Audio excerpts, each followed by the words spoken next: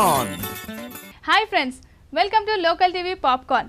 ఎప్పట్లాగే కొత్త సినిమా విశేషాలను మీకు అందజేయడానికి పాప్కార్న్ రెడీగా ఉంది. మరి స్టార్ట్ చేసేద్దామా? పాప్కార్న్. యంగ్ టైగర్ ఎన్టీఆర్ హీరోగా, సమంత, కాజల్ అగర్వాల్ హీరోయిన్లుగా, వంశీ పైడిపల్లి దర్శకత్వంలో శ్రీ వెంకటేశ్వర బ్యానర్స్ క్రియేషన్స్ పై దిల్ రాజు నిర్మిస్తున్న చిత్రం బృందావనం.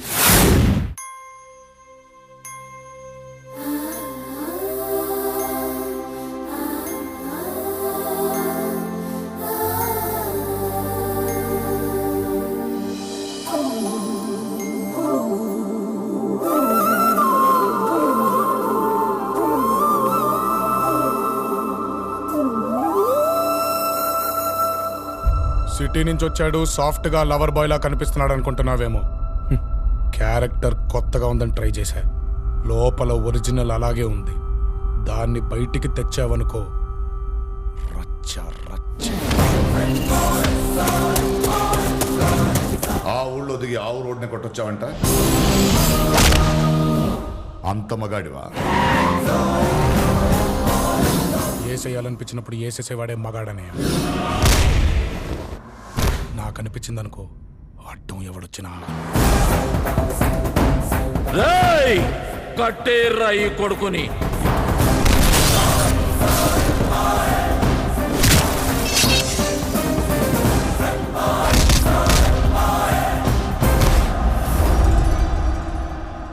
మా నాన్న ఎప్పుడు అంటుంటాడు, స్టేటులో పెళ్లిడికి వచ్చిన కత్తిలాంటి కుర్రోని నేనే అని.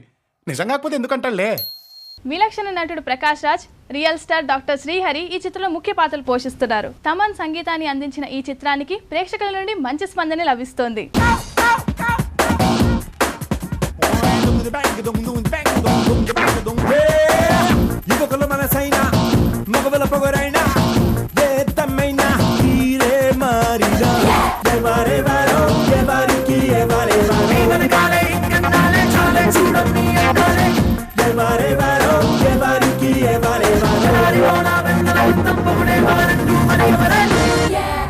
ఎన్టీఆర్ ఓ వైవిధ్యమైన పాత్రలో నటిస్తున్న ఈ చిత్రంలో ఫ్యామిలీ ఆడియన్స్, మాస్ ఆడియన్స్, అలాగే ఎన్టీఆర్ ఫ్యాన్స్ కి కావాల్సిన అన్ని అంశాలు ఈ సినిమాలో ఉంటాయని నిర్మాత దిల్ రాజు తెలిపారు.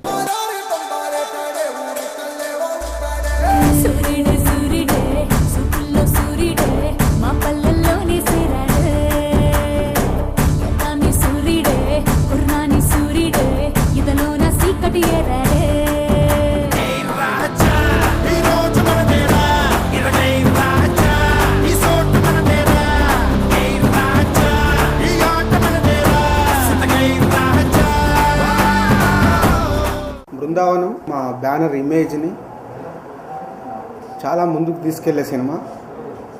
ఇప్పటివరకు మా బ్యానర్ నుంచి వచ్చిన కథతో ఉండే సినిమాలు మేము ఎలా అయితే తీసామో, బృందావనం కూడా ఎన్టీఆర్ని పెట్టుకొని కథకే ఇంపార్టెంట్ ఇచ్చి, సో ఎన్టీఆర్ని ఈ సినిమాలో ఇప్పటివరకు తను చేయని విధంగా కొత్తగా చేయించి, లుక్ దగ్గర నుంచి తను చేసిన పాటలు కానీ, ఫైట్స్ కానీ, ఎంటర్టైన్మెంట్ కానీ అన్నీ కొత్త రకంగా ఉండేలాగా ప్రయత్నం చేశాం.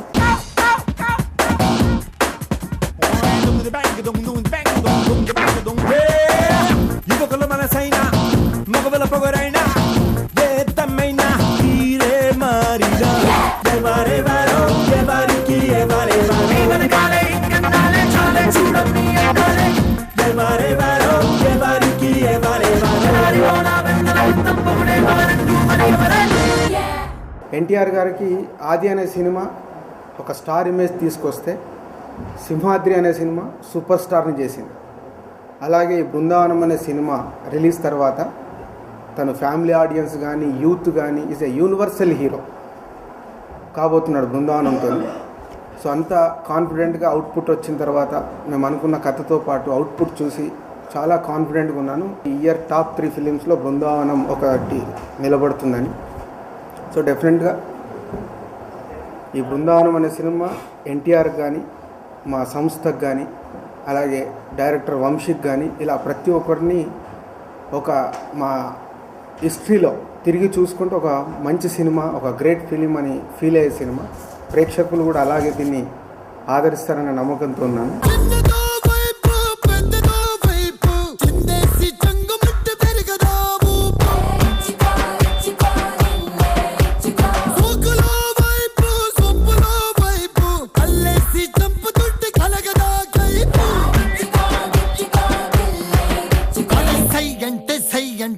ఆటకే తయారుంటా అరే రయ్యంటే రయ్యంటూ రహస్యంగా రొట్టె చేయిస్తా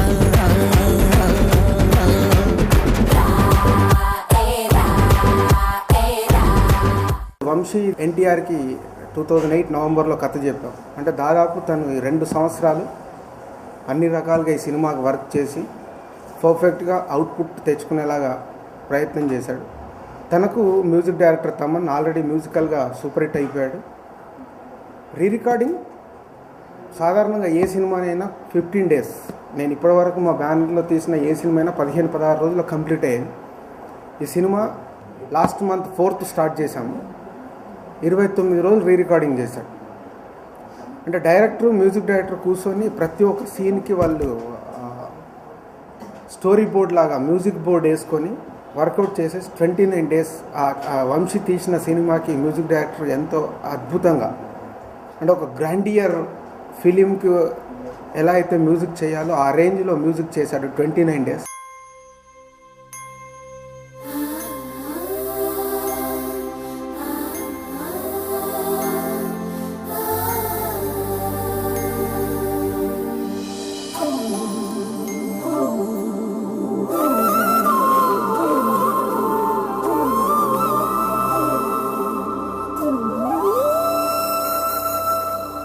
సిటీ నుంచి వచ్చాడు, సాఫ్ట్గా లవర్ బాయ్లా కనిపిస్తున్నాడు అనుకుంటున్నావేమో. క్యారెక్టర్ కొత్తగా ఉందని ట్రై చేశా. లోపల ఒరిజినల్ అలాగే ఉంది. దాన్ని బయటికి తెచ్చావనుకో రచ్చ రచ్చ. ఆ ఊళ్ళో దిగి ఆవు రోడ్ని కొట్టొచ్చావంట. అంత మగాడివా? ఏసేయాలనిపించినప్పుడు ఏసేసేవాడే మగాడనే నాకు అనిపించిందనుకో. అడ్డం ఎవడొచ్చినా కట్టేర్రా ఈ కొడుకుని.